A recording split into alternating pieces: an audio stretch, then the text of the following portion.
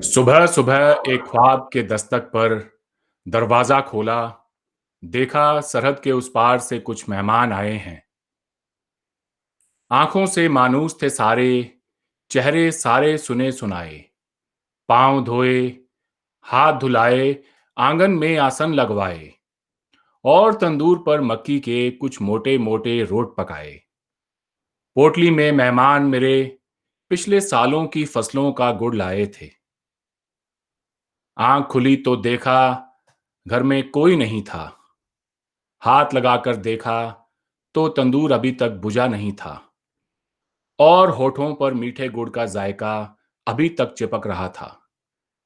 ख्वाब था शायद, ख्वाब ही होगा। सरहद पर कल रात सुना है चली थी गोली। सरहद पर कल रात सुना है कुछ ख्वाबों का खून हुआ है। दोस्तों, आज का ये जो हमारा प्रोग्राम है, इसमें हम खुशामदीद कहेंगे, स्वागत कहेंगे हमारे दोस्त रवि लाला साहब को, जिनका सफ़र शुरू हुआ 1999 में कारगिल जंग के दौरान बाबा नानक के दर्शन करने गए पाकिस्तान, लेकिन वो सफ़र इनकी ज़िंदगी का सफ़र बन गया। रवि साहब, आज आपसे उसी सफ़र के बारे में हम मालूमात हासिल करेंगे। आपका बहुत-बहुत स्वागत है प्रोग्राम में। Thank you so much for joining sir. नमस्कार अरविंद साहब जी। आपके प्रोग्राम को मैं काफ़ी वक़्त से सुन रहा था और कुछ प्रोग्राम मैंने आपके ऐसे भी देखे जिसमें जैसा कि नाम से ज़ाहिर है कि सरहद के उस पार के मेहमानों को आप बुलवाकर उनसे जानकारी हासिल करते हैं। मेरे बचपन से कुछ ऐसे अरमान दिल में छुपे हुए थे जिनको मैं दिल में ही रखे हुआ था, उजागर करना चाहता था उन लोगों के साथ जिनकी इस मामले में सुनने की चाहत हो। बड़ा मेरे लिए एक खुशी का दिन है, जिस दिन मैं आपके साथ बैठकर अपने दिल की बातें आपके साथ और अपने दोस्तों के साथ शेयर करूँगा। रवि साहब, हमें उस सफ़र पर अब लेकर चलें, जिस सफ़र पर आज से 20 साल पहले तकरीबन आप चले। सबसे पहले तो मैं आपसे ये पूछना चाहता हूँ, घर में आपके कौन-कौन हैं? और पाकिस्तान से आपका परिवार 1947 में कहाँ से माइग्रेट किया? पाकिस्तान में आप कहाँ के रहने वाले हैं? वैसे मुझे पता है कि डेरा इस्माइल खान से आपका ताल्लुक है, साउथ पंजाब से, लेकिन उस गाँव, उस गली, उस मोहल्ले के बारे में बताएँ और फिर हम इस सफ़र पे सारे मिलकर हमारे जो व्यूअर्स हैं और हम हैं, सब साथ में चलते हैं डेरा इस्माइल खान। धन्यवाद। अ, 1947 का जो बँटवारा हुआ, 15th अगस्त को हो गया था, लेकिन अभी जो लकीरें खींची थी, सिर्फ़ नक्शों पर खींची थी और 2 से 3 सितंबर की रात की बात है, जिस वक़्त माइग्रेशन शुरू हुआ हमारे पिताजी का और माताजी हमारी दूसरे 6 महीने पहले तकरीबन पाकिस्तान से अलग से आ गई थी। तब उनका अभी किसी भी तरीके का कोई संबंध नहीं था, पहचान नहीं थी। डेरा इस्माइल खान सरायकी का एक जिला है और वहाँ की एक बस्ती कहेरी, दरियाए सिंध के किनारे छोटी-सी बस्ती पहले थी, वो उजड़ी। दरियाए सिंध ने उसको अपनी गर्द में समा लिया था। दरिया बुर्ज़ हो गई थी हुँ, हुँ। 47 से पहले ही। तो वो माइग्रेट होकर जिला भक्कर में एक गाँव पड़ता है बीहल, दरिया सिंध के किनारे ही है वो भी। परिवार के साथ माइग्रेट होकर आ गए थे और 1947 में 2 तारीख की रात को वो जो कुछ हुआ, वो बचपन से पिताजी के मुँह से थोड़ा-थोड़ा सुनता था मुझे।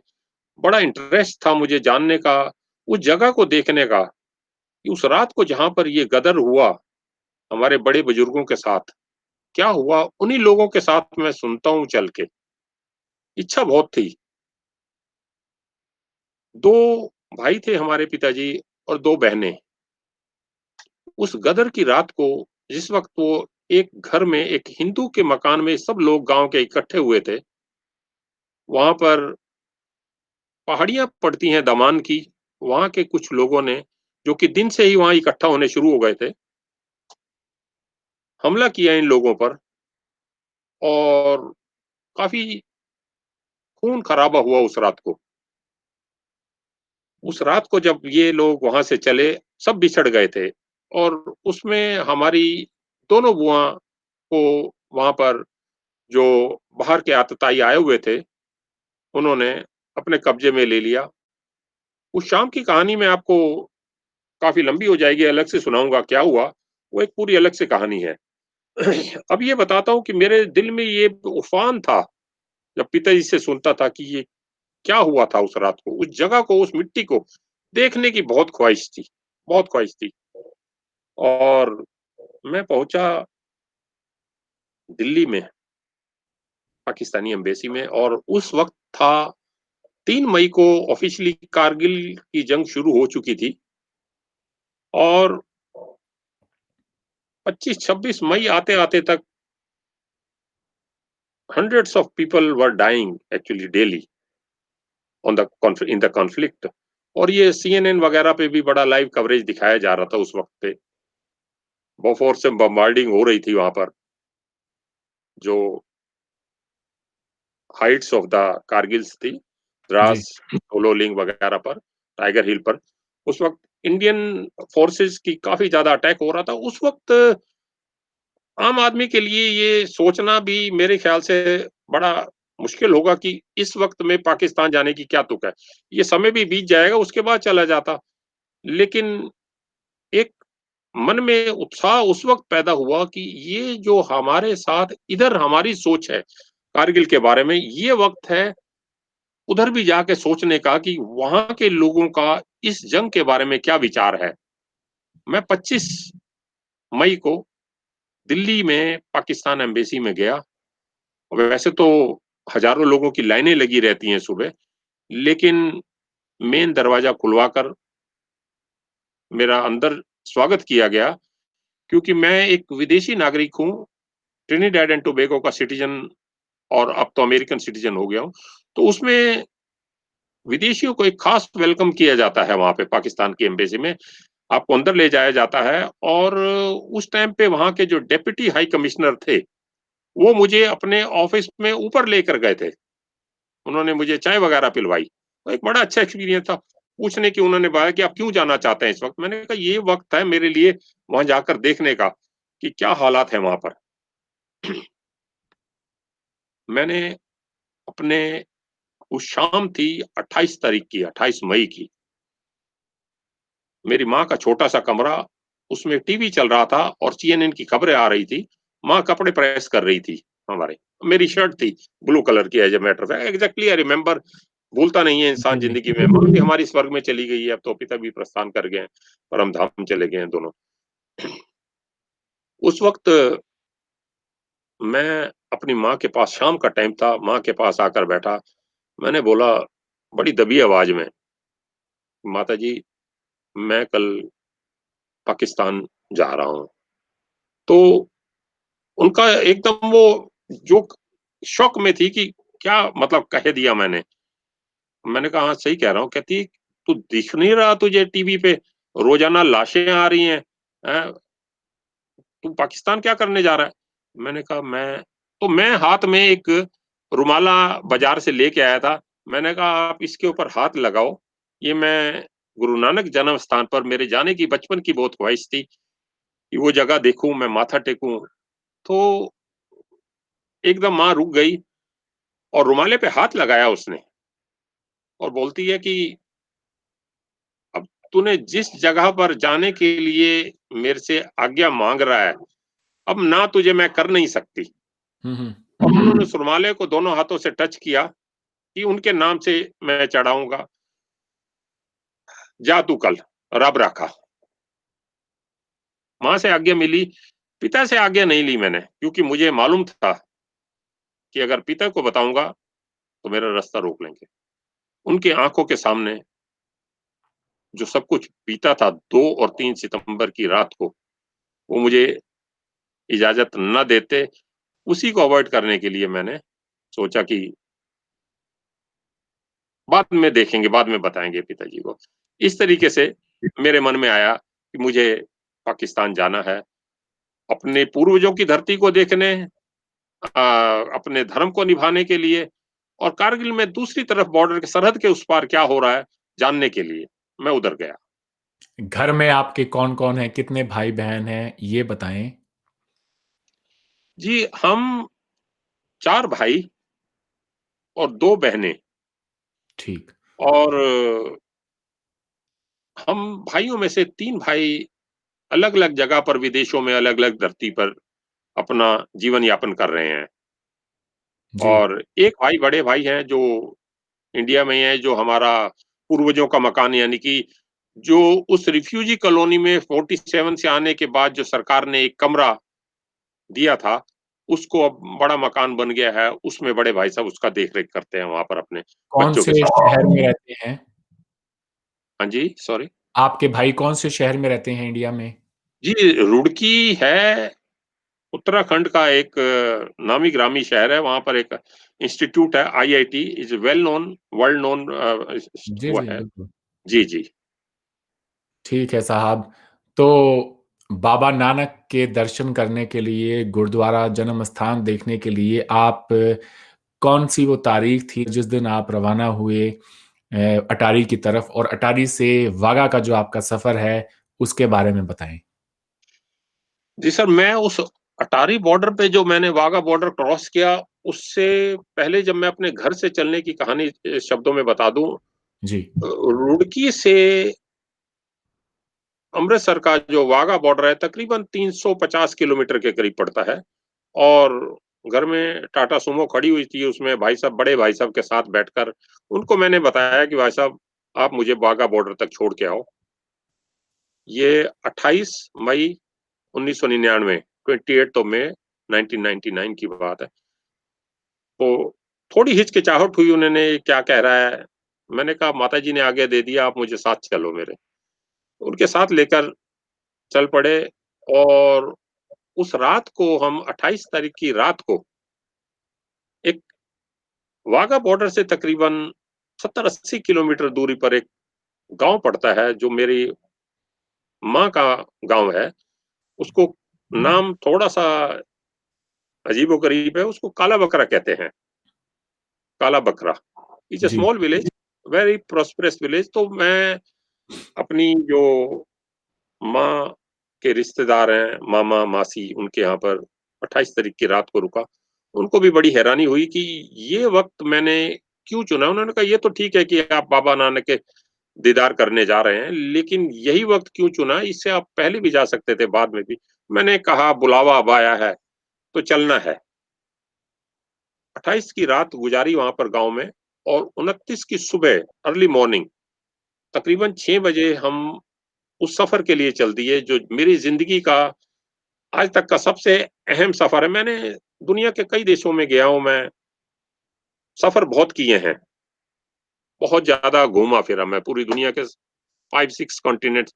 लेकिन मैं आज भी अपने जीवन के उस क्षण को बड़ा इम्पोर्टेंट मानता हूँ, जिस सुबह को मैं 6 बजे कि मैं उस धरती पर जा रहा हूँ, जिसको देखने की मेरे मन में एक ख्वाहिश दबी हुई थी और रास्ते में जाते हुए उस गाँव के फाटक से निकलते सार ही, जो रेलवे का फाटक करता है, क्रॉस किया, पेड़ ही पेड़ हैं, जीटी रोड पड़ती है वो, जीटी रोड के पेड़ों के नीचे हर 200 गज की दूरी पर, हर हाफ किलोमीटर की दूरी पर टैंक लगे हुए थे। इंडियन मिलिट्री के tank ready to fire conditions में थे, फेसिंग द बॉर्डर, सरहद के उस पार को जी, टारगेट करके। हर पेड़ के नीचे 5-5, 6-6 टैंकों के जत्थे लगे हुए थे और कुछ आगे बढ़ते चले गए और जब बीच रास्ते पर पहुँचे, 30-40 मिनट का रास्ता तय किया हमने, तो भाई साहब ने ड्राइवर को बोलकर गाड़ी रुकवा दी कि भाई 1 मिनट रुक, कि देख ले, ये बॉर्डर है, किसी भी टाइम बंद हो सकता है, क्या हालत बन रही है, इस वक़्त तो जाने की सोच रहे हैं, अभी भी कुछ नहीं बिगड़ा, घर वापिस चलते हैं।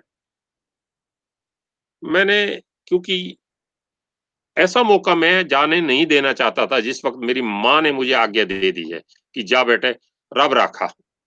सिंपल सी 2 शब्द बोले उसने, रब राखा। जब मेरा अंग-संग सहाय होगा रब, मुझे चिंता नहीं थी कोई भी किसी तरीके की, नॉट इवन 1%। मैं वहाँ पे पहुँचा वाघा बॉर्डर पर, वो थी 29 तारीख की सुबह। मेरी बड़ी मामी है, जो मेरी माँ समान है, वो भी मेरे साथ बॉर्डर पे पहुँची थी, बड़े प्यार से।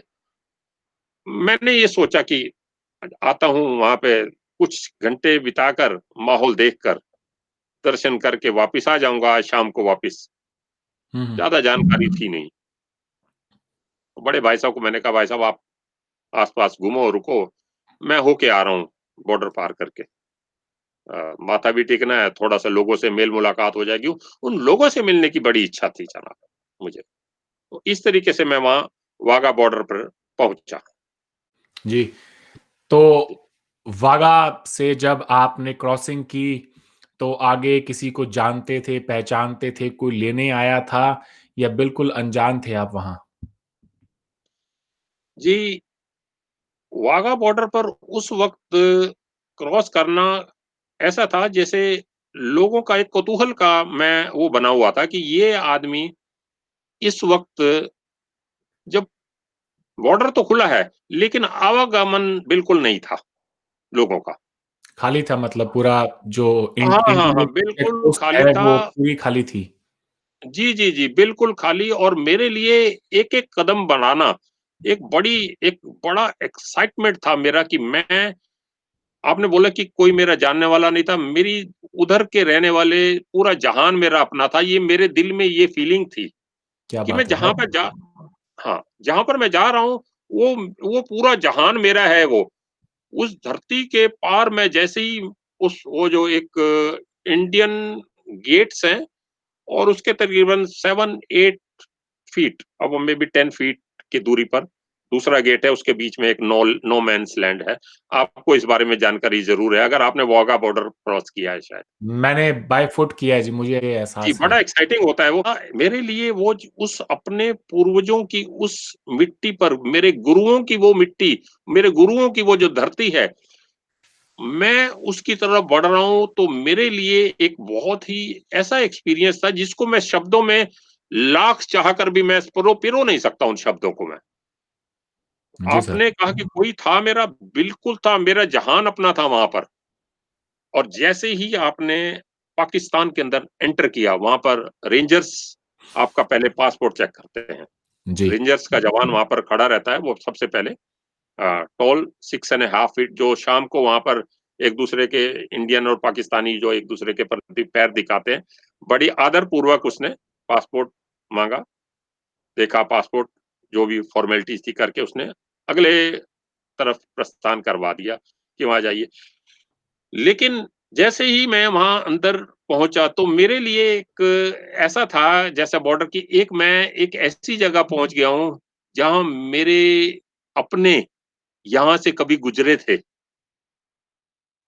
और कस्टम्स की कोई फ़ॉर्मेलिटी नहीं थी, साथ में कुछ नहीं था, लेकिन फिर भी उन्होंने बिठाया, रोका, पूछा और सबसे बड़ी बात ये है कि मुझे उस धरती पर अपनी भाषा को खुले में बोलने का मौका मिला। मैं जन्म से हिंदुस्तान में पैदा हुआ हूँ, लेकिन जो मेरी मातृभाषा है, वो सराइकी साउथ है। पंजाब की है। हम इसको सराइकी कहते हैं। जी, जी। जो बोलचाल में आज भी हम अपने घर में भाई जो हैं, हिंदी नहीं बोलते। बहनें हम आपस में हिंदी नहीं बोलते। माँ-बाप या किसी अपने बड़े-बुजुर्ग के साथ हमारी जो ज़ुबान है, अभी भी हमारी जो मातृभाषा है, मादरे ज़बान, वो सराइकी है। तो अब मैं वो सामने वाला मेरा रेंजर सराइकी है या नहीं है, मैंने उसके साथ सराइकी बोलनी है जी। जो हुँ, मुझे मिला मैंने सराइकी का उस मुझे ये महसूस हुआ कि जैसे कोई आदमी घर लौट के आ जाता है, मैं आया और मुझे पता है कि ये स्वप्न है, थोड़े टाइम चलेगा, वापस लौट के मैं आ जाऊँगा।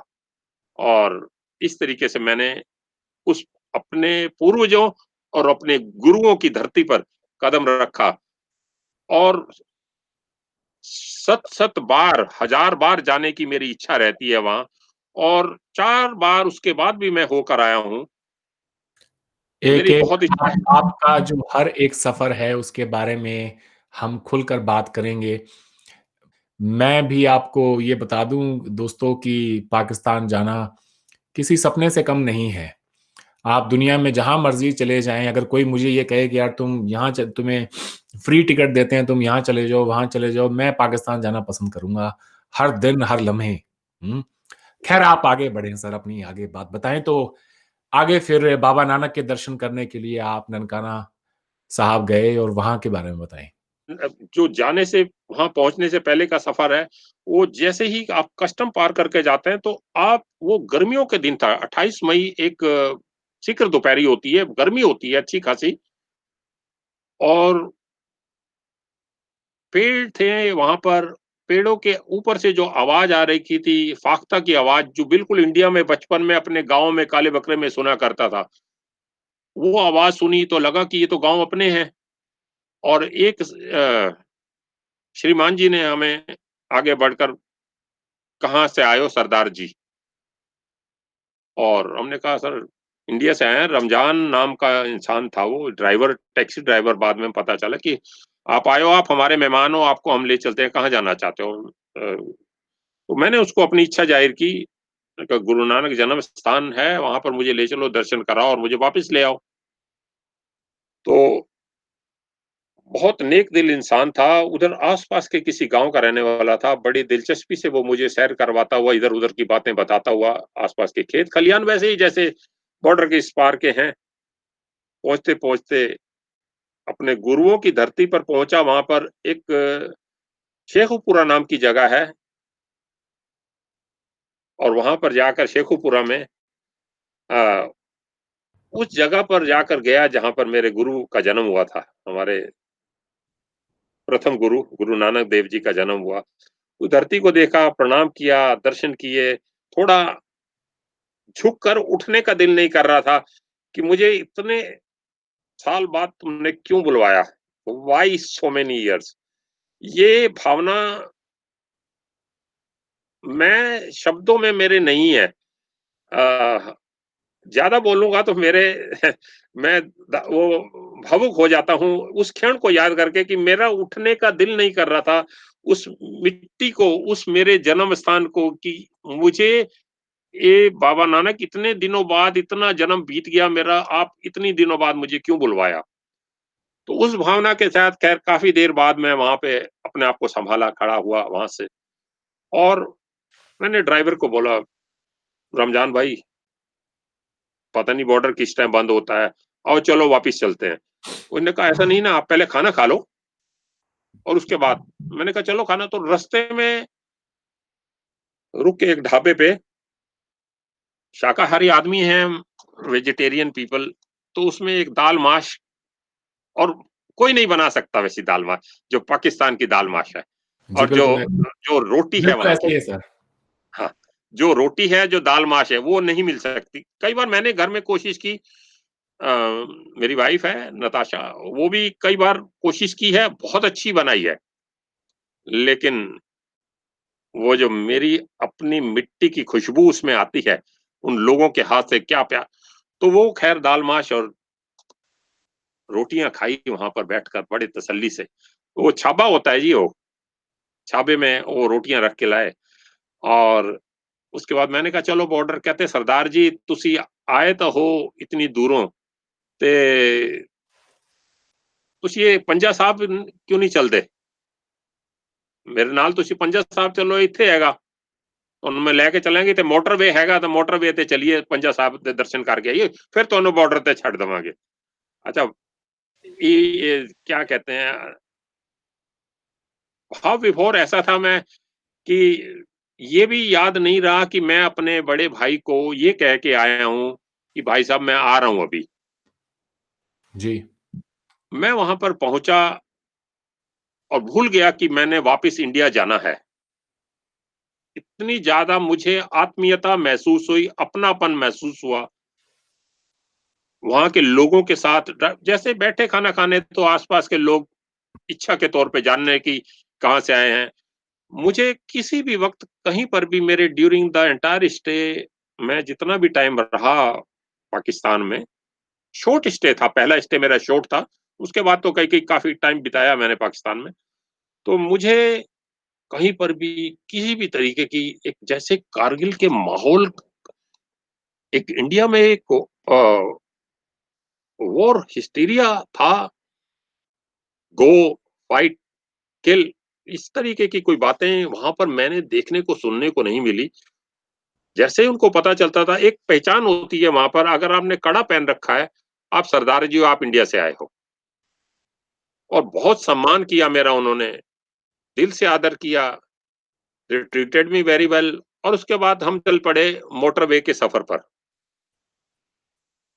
मोटरवे पाकिस्तान की एक ऐसी शो पीस हाईवे है, जो मैंने अमेरिका में भी रहते हुए मुझे काफ़ी मुद्दत हो गई है, वो नहीं देखा।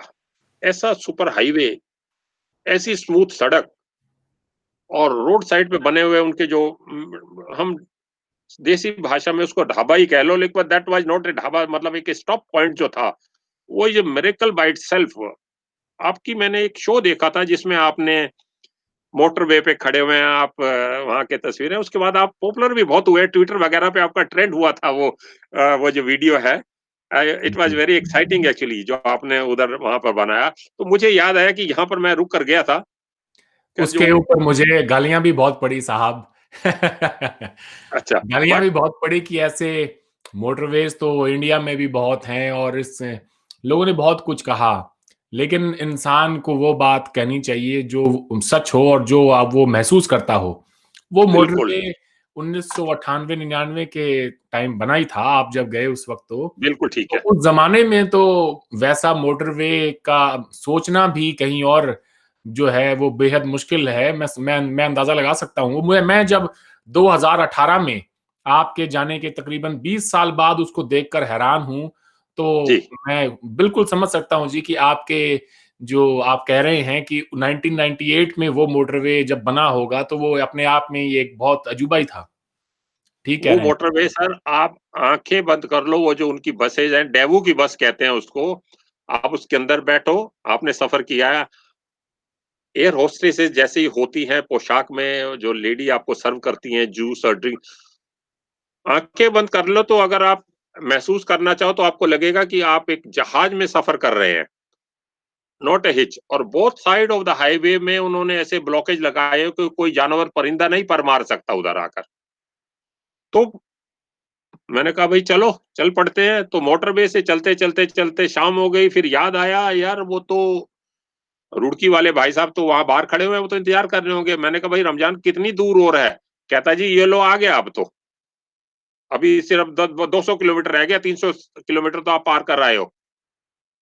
अब आप ये अंदाज़ा लगाइए लाहौर से हसन अब्दाल, जहाँ पे पंजा साहिब गुरुद्वारा है, तक्षशिला होकर जाना पड़ता है। उन्हें कहा कि अभी चलो जी, अभी लाता हूँ और था तो उसका बात सही, लेकिन वो 500 किलोमीटर का सफ़र मुझे नहीं लगा कि मुझे 3-4 घंटे से ज़्यादा लगे होंगे। नॉन स्टॉप, एक जगह रुके हम, चाय-पानी वगैरह के लिए और एक छोटी-सी बात रोक के मैं आपको बता दूँ, वो जो मोटरवे पे जो पहला वो जो ढाबा पड़ता है, स्टॉप पड़ता है अ, माफ़ी चाहता हूँ मेरे अपने पाकिस्तानी दोस्तों से कि उसको ढाबा इसलिए कह रहा हूँ कि वो स्टॉप था मतलब वो, बट अदरवाइज़ दैट इज़ अल इस्लान 5 स्टार स्टॉप पॉइंट है वो।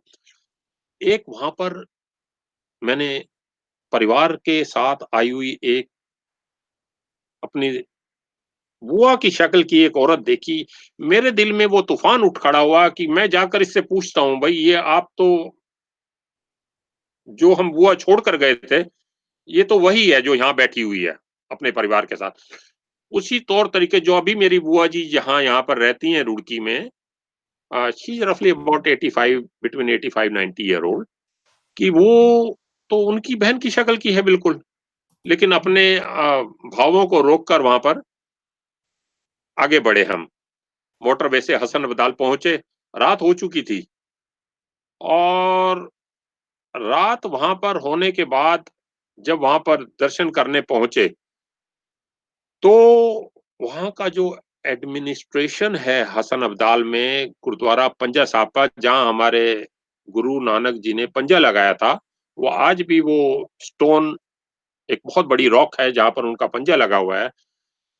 स्नान किया, वहाँ पर जो एडमिनिस्ट्रेशन है, जो लोग हैं जिनको पता चलता था अपने इंडिया से आए हैं, और उनको हैरानी इस बात पे भी होती थी कि ये वक़्त आपने चुना है, आपका खुशामदीद, आप आइएगा। लेकिन किसी भी तरीके से मुझे किसी भी वक़्त कहीं भी ना फ़ियर हुआ, ना डर लगा, ना कोई हॉस्टिलिटी दिखाई दी। Rather I was very comfortable कि मैं अपने घर आया हूँ, और मेरी जो धरती है, मेरे पूर्वजों की, मेरे गुरुओं की, उन पे मैं घूम रहा हूँ। मुझे डर है ही नहीं, डर लगेगा ही नहीं बिल्कुल, बेखौफ, और माँ का आशीर्वाद लेके आया हूँ, रब राखा जिसने कह दिया, तो फिर उससे बड़ी चीज़ कोई दुनिया में है नहीं। और उसके बाद याद आया, भई राम जी भाई साहब, बड़े भाई साहब का नाम है राम जी, वो तो यार इंतज़ार कर रहा होगा। अच्छा, लेकिन सेल फ़ोन का ज़माना नहीं था सर उस टाइम, जी, जी। 1999 में मोबाइल फ़ोन नहीं थे।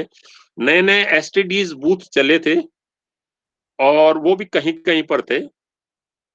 तो रात के 10 बजे के करीब मैंने एक एसटीडी दिखाई दिया गुरुद्वारे के बाहर। मैंने कहा भई फ़ोन लगाते हैं। अच्छा, मैंने कई बार ये सुना है कि during the hostilities the STDs were down, but हुँ, ऐसा हुँ।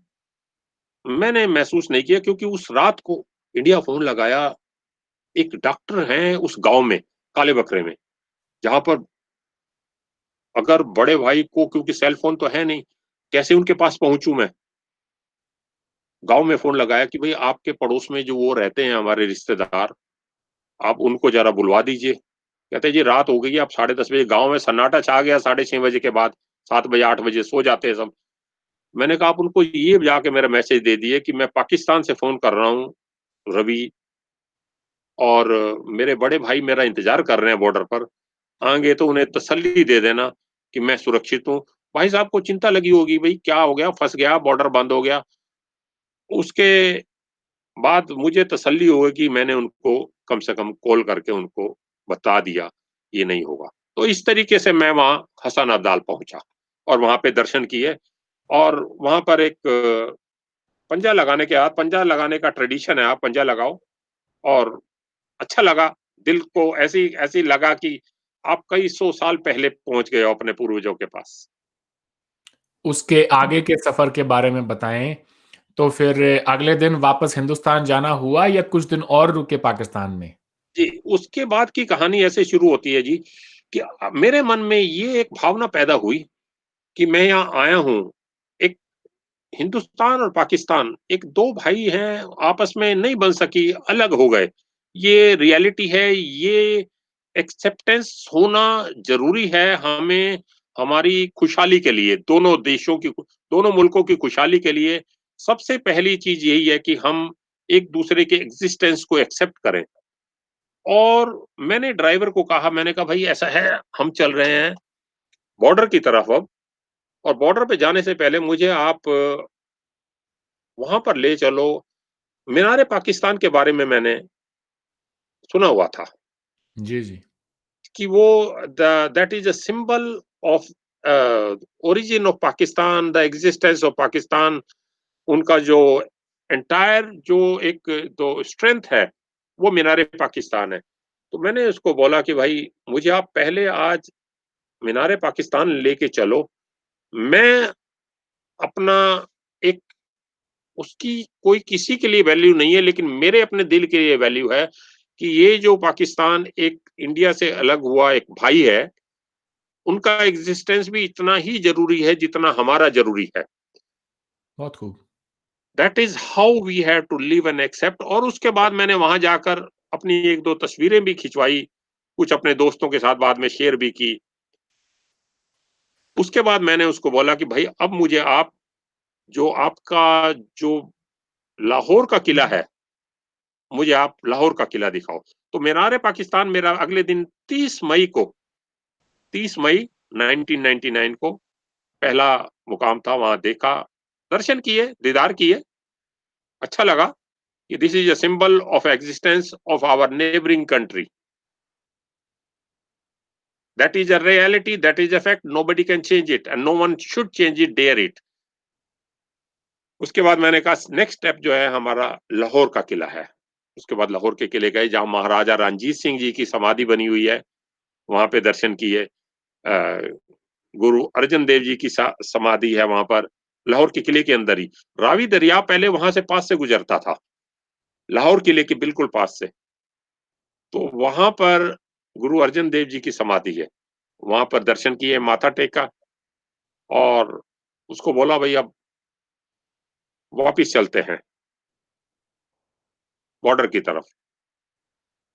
ठीक है जी। अब हम आने लगे तो लाहौर के एक ये सुनने लायक बात है जी। मैं एक मोहब्बत की बात बता रहा हूँ लोगों की। एक भीड़ वाले बाज़ार में जाते-जाते रमज़ान साहब ने गाड़ी अपनी रोक ली। पीछे से हॉर्न बज रहे हैं, आगे से हॉर्न बज रहे हैं। अच्छी बड़ी गाड़ी थी, रास्ता ब्लॉक हो गया, लेकिन उसे परवाह नहीं थी। एक आइसक्रीम वाली दुकान पे एक उसने एक चमन की आइसक्रीम, इतनी बड़ी आइसक्रीम ली जी, गिलास। और मैंने कहा यार ये कैसा आदमी है? इतनी भीड़ लगी हुई है बाज़ार में और यहाँ पर इसको गर्मी है, भई बाद में मुझे छोड़ के आ जाता, उसके बाद आइसक्रीम खा लेता। कोई जल्दी नहीं है, कहीं पार्क कर लगा लेता, उसके बाद खाता आइसक्रीम। खैर जी, वो आइसक्रीम लाया, बैठा सीट के ऊपर और स्टीयरिंग पकड़ने से पहले उसने आइसक्रीम मेरे हवाले कर दी। इसी से आप ये चमन की आइसक्रीम है, आप याद रखना इसको खाइएगा। ये जो उसका गेस्चर है, आज अगर 20 साल भी 21 साल हो गए हैं, मेरे दिल में समाया हुआ है, भरा हुआ है कि कितना प्यार है, कितनी इंसानियत है इन लोगों में कि अपने मेहमान को किस तरीके से ट्रीट करते हैं कि इट वाज़ नॉट नेसेसरी, ज़रूरी नहीं जी, था उसका। आता एक टैक्सी ड्राइवर के तौर पे, but you know what? I make subsequent 3 more visits और किसी भी टाइम पर मुझे ऐसा नहीं लगा कि वहाँ पे टैक्सी ड्राइवर आपका टैक्सी ड्राइवर होता है।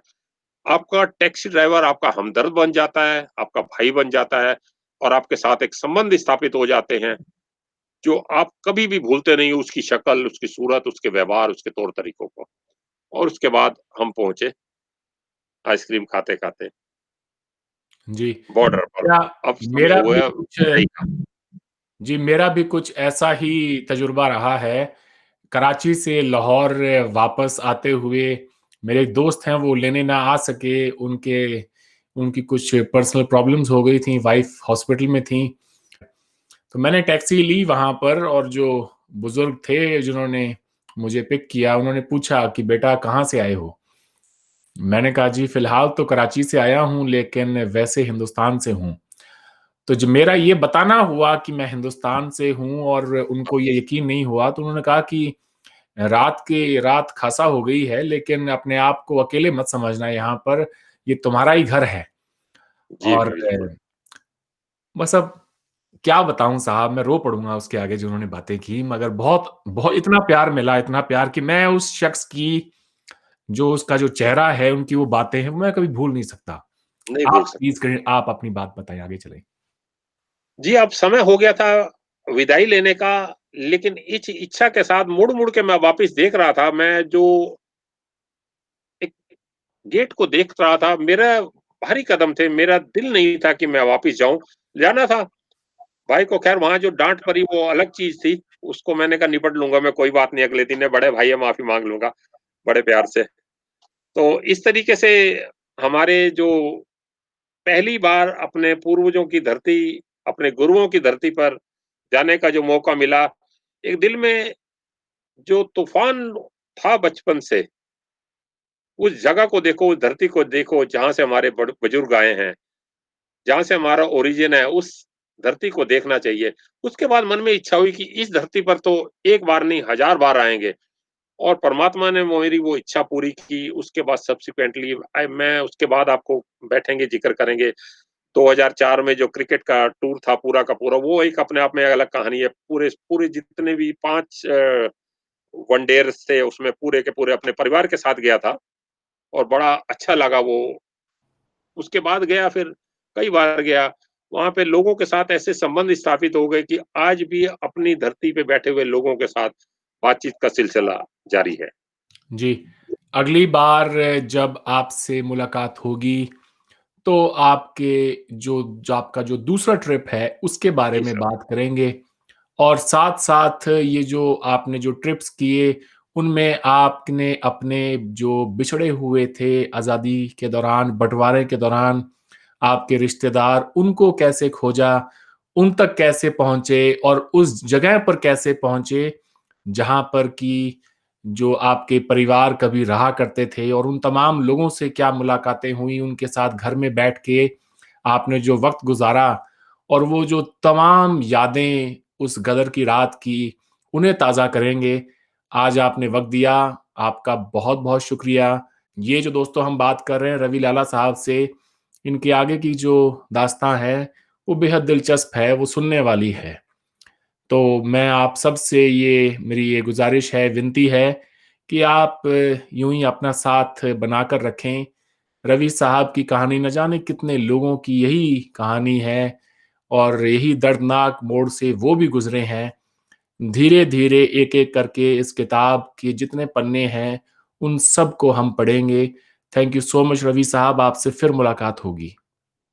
धन्यवाद आपका बहुत-बहुत और मैं अपने पाकिस्तानी दोस्तों को सलाम पेश करता हूँ, जिन्होंने मुझे हर वक़्त इतना प्यार-मोहब्बत दी है।